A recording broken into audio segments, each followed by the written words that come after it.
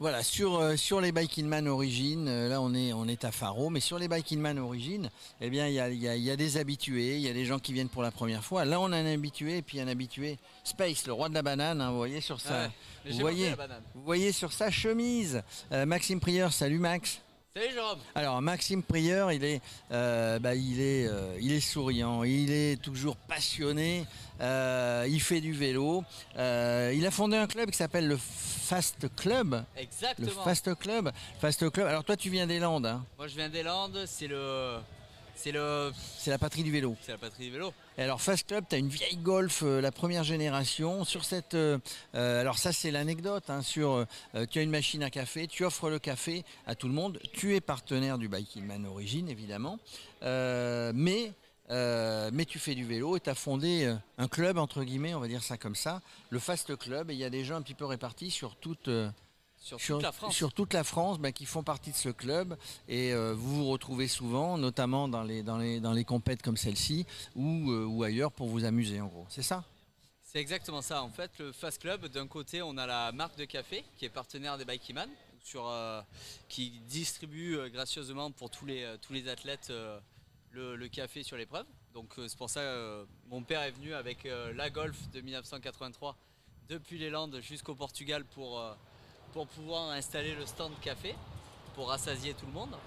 Et à côté de ça, on a l'association qui est un club de vélo qui répertorie des membres partout en France et en Europe. Combien vous êtes du coup là maintenant? On est une centaine Une cette centaine, année. ouais. Ça fait 3 ans qu'on existe. Et j'aime bien dire qu'on est un club de solitaires parce qu'on échange plus souvent sur les réseaux et sur des groupes de discussion plutôt que tous les dimanches sur des sorties habituelles. Et les courses comme le Bikeman, c'est vraiment l'endroit pour se rejoindre, comme avec Olivier qui vient de Belgique, ce coup-ci, Richard qui vient de pas loin de Grenoble. Il paraît qu'il y en a même un qui vient de Corse. Jean-Marc. Oui, Jean-Marc, qui fait partie. Jean-Marc qui fait partie des murs ici. Il fait partie des murs. Ça fait Il a, 4 fois qu'il le fait le Bikeman. il a créé le Fast Club évidemment avec toi. Alors par contre toi au niveau individuel, tu t'arrêtes jamais. En fait, t'as pris une année sabbatique, non c'est ça? Ou tu continues à travailler, d'aller faire un peu de vélo? En fait, avec ma chérie, on déménage pour aller vivre du côté de Font-Romeu. D'accord. Et c'était l'occasion d'arrêter mon boulot et de me focaliser à 100% sur l'ultra-distance. Et l'an dernier, j'avais fait des bons résultats. L'année d'avant, je débutais aussi. Ah, c'est le moment ou jamais, hein. On n'a qu'une vie. C'est à ton âge, quand on est jeune, qu'on fait. Alors, là où c'est complètement fou ton pari, hein, je suis obligé de te le dire, mais c'est bien les fous, c'est beau les fous. C'est que là, il y avait un ultra distance qui s'appelle le Desertus. Que tu as fait, que tu as terminé. Combien de kilomètres le Desertus? C'était 1450. 1450, tu as terminé la semaine dernière ou cette semaine? Non, j'ai terminé mardi matin à 4h. Tu as terminé mardi matin et là tu enchaînes avec un Bike in Man. Ça veut dire que tu as confiance en toi, tu as confiance en tes possibilités physiques, on va dire ça comme ça. Ouais, ça fait partie de l'entraînement. Mon but dans les années qui viennent, c'est de faire des courses plus longues. Et cet enchaînement, parce que l'arrivée de la Desertus qui était aux alentours de Malaga, le départ à Faro était pas loin, je me suis dit tiens, c'est l'occasion de me tester sur une plus longue distance avec une semaine de repos au milieu. Alors, ce que j'ai oublié de dire quand même, oui, il y aura une semaine de repos, c'est que tu as terminé troisième du Desertus. Deuxième, s'il te plaît. Deuxième, s'il te plaît. Va pas me rajouter de place. Est-ce que c'est cher, hein. est-ce que c'est dû au café? J'en sais rien, mais ça veut dire que c'est si là tu fais, et je te le souhaite évidemment, tu ne viens pas forcément que pour participer, mais tu fais une belle performance, ça sera un enchaînement que surtout sur la durée et sur la distance que peu ont fait. Ouais, c'est excitant comme projet, hein. Je pense que je me suis bien entraîné cet hiver. Donc le fond, tu as emmagasiné? Ouais, j'ai le fond. J'ai fini la Desertus sans traumatisme au niveau du corps. Tu as souffert, mais bon, tout va bien. Donc voilà, et là je me suis focalisé sur la piscine de l'hôtel pour récupérer et un peu d'étirement. ça devrait se passer. Un peu de massage parce que tu sais, tu sais bien, on en fait la pub pour Marido qui fait des massages avant, après, quand on arrive. Donc, non mais tout ça pour dire, c'est que quand on fait du sport comme ça, moi je dis que c'est du sport de haut niveau en ce qui te concerne, il n'y a rien qui est à négliger, c'est-à-dire la préparation, la nutrition pendant, avant, après, mais aussi la récupération. Complètement, c'est vraiment... c'est la clé du succès, hein, on va dire. Hein.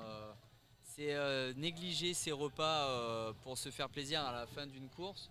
Ça peut retarder le processus de récupération, de régénération des muscles.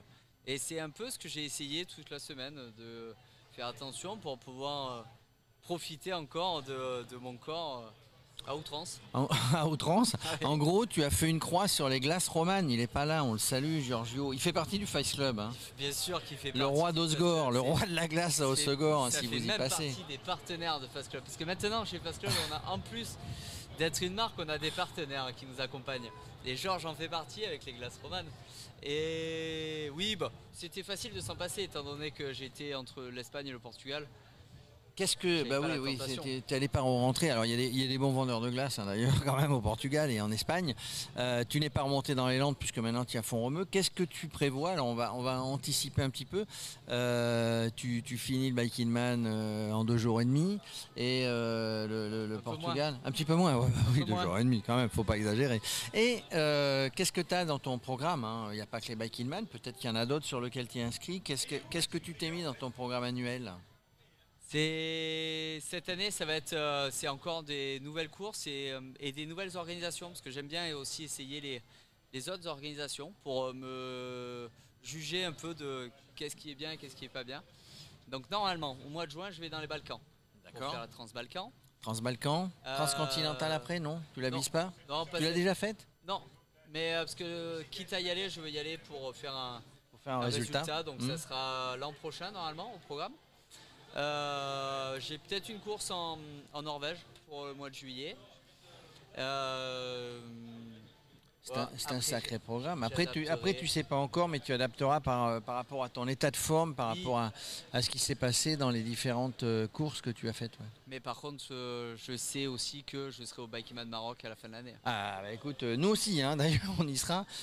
Si Dieu nous prête vie au Bike in Man X, on va essayer d'être sur tous les Bike in Man. Moi, ce qui me plaît, et je le vois dans ton sourire, dans la passion, pas uniquement avec les copains, parce qu'il y a tous tes potes, c'est une famille, tout le monde discute ensemble, tout le monde demande des conseils à l'autre, etc. Et ça se passe vraiment bien.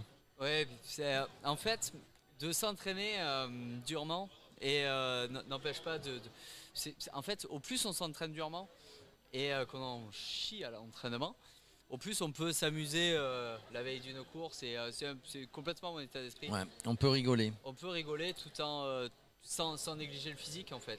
Alors juste, non mais tu as raison, juste on termine sur ta machine, parce que la machine est importante. On ne peut pas la voir, mais on la verra sur toutes les photos, sur toutes les vidéos du Bike in Man Origine. Ta machine, c'est un vélo de contre-la-montre, ouais. Qui a été complètement repensé, en tout cas au niveau artistique, hein, puisque ton vélo, il est peint... vraiment, il est personnalisé, il est super. Malheureusement, encore une fois, on ne peut pas le voir. C'est un vélo. Tu as pris un vélo de contre-la-montre parce qu'il n'y a pas trop de dénivelé ici ou... En fait, c'est un autre pari que je fais sur la course. C'est le résultat me donnera raison ou pas. Ou tort. L'inconvénient va être le vent sur la course. Et avec le vélo de chrono, j'ai beaucoup de prise au vent. Mais si ça marche avec le vélo de chrono, je n'aurai pas de confort. Mais par contre, j'aurai de très belles vitesses. Donc tu joues sur la vitesse? Je joue sur la vitesse complètement. Je sais que mon corps peut faire les 1000 km. Peut supporter, ouais. L'inconvénient, ça va être l'inconfort des routes portugaises et le risque de crevaison. Après, c'est pas le même, je précise, hein, ça n'est pas le même vélo que tu viens d'utiliser sur le Desertus. Absolument pas. Là, on est vraiment sur un vélo de contre-la-montre. Hein. Donc c'est un pari sur la durée en gros. Tu veux frapper fort là, sur la durée. Complètement, en fait, je veux frapper fort. Je sais pas si Tu veux, j'en suis enfin, quand je capable. dis frapper les esprits, hein, on va dire. Et en fait, il y a le record de Laurent Boursette Sur le Portugal. sur le Portugal en 37h30. Donc c'était pas exactement le même parcours. C'était pas. Il est un petit peu à l'envers par rapport Voilà. au moment où Laurent Boursette l'avait fait. Oui. C'est ça. Ça sera sûrement pas la même météo, donc on verra. Mentalement, je vise ça et puis ce vélo me semble l'arme pour pouvoir le réussir. Tu crains pas la chaleur, hein, sur le Désertus, il a fait déjà chaud, l'Espagne, le sud de l'Espagne.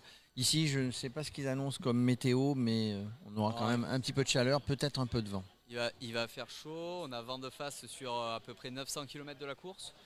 Et pour la chaleur, j'ai l'arme absolue, c'est-à-dire rouler en manche longue, ce qui évite que je brûle au niveau des bras. Oui, parce que on craint quand on est sur un vélo, on l'a vu sur d'autres bâtiments de l'an dernier, on craint l'insolation, on craint le coup de chaud qui est presque aussi important que tout le reste. Oui, complètement. Quoi, je sais que moi je ne peux pas me permettre de prendre un coup de soleil et puis de tenir 800 km après avec cette chaleur accumulée sur la peau. Donc savoir se protéger, ça reste aussi quelque chose à prendre en compte. Oui, dans la préparation. et puis de manière générale, bien se connaître, tout son corps et sa façon de récupérer, sa façon de se protéger du soleil notamment, c'est un signe, et si on a ça, si on connaît, c'est un signe derrière qui fait que on peut et on doit terminer aux meilleures places possibles quand on en a l'ambition. Oui. Et toi tu en as. Et La passion, de l'ambition. Il me manque que la réussite sur cette Alors j'allais épreuve. dire autre chose, il te manque la réussite, mais pour rimer, c'est la passion, l'ambition et je sais plus ce que je voulais dire. Alors attends, la raison. La raison. Il faut être raisonnable. Pas tout le temps. Pas tout le temps, ça va. Si j'étais raisonnable, j'aurais pris un vélo tout noir. Oui, non, mais celui-là, moi je te vois bien arriver, on sera là, hein, on va interviewer à l'arrivée évidemment. Je te vois bien arriver avec ton beau vélo, à côté de ta belle Golf. T'étais là au Vercors? J'étais là l'année dernière, non j'étais pas là. Vercors, je suis Qu'est-ce qui s'est passé au Vercors? portant le vélo comme ça. C'est vrai? Moi j'ai dû voir des photos, mais... Gilbert, oui, à l'arrivée. Devant la foule. Alors, mais tu as raison de le dire, parce que ce Biking Man, quand il passe au Vercors, je crois que c'est le Aura. Ou c'est le France, ou je sais plus lequel, le X peut-être, je me rappelle plus.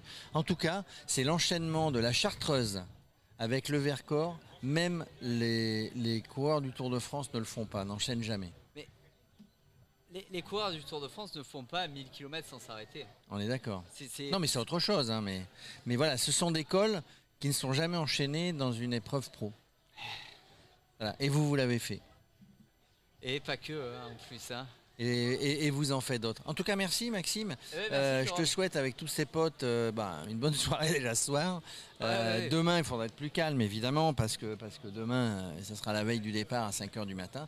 En tout cas, on croise les doigts pour tous les concurrents et toi en particulier. Ça sera le numéro 54. Numéro 54, hein, si vous voulez suivre, hein, ceux qui suivent le Biking Man, vous avec les trackers là, et la carte interactive, vous suivez le 54 et vous allez voir, il ne sera pas loin. De la première place certainement. C'est son ambition en tout cas. Merci Maxime. Ciao.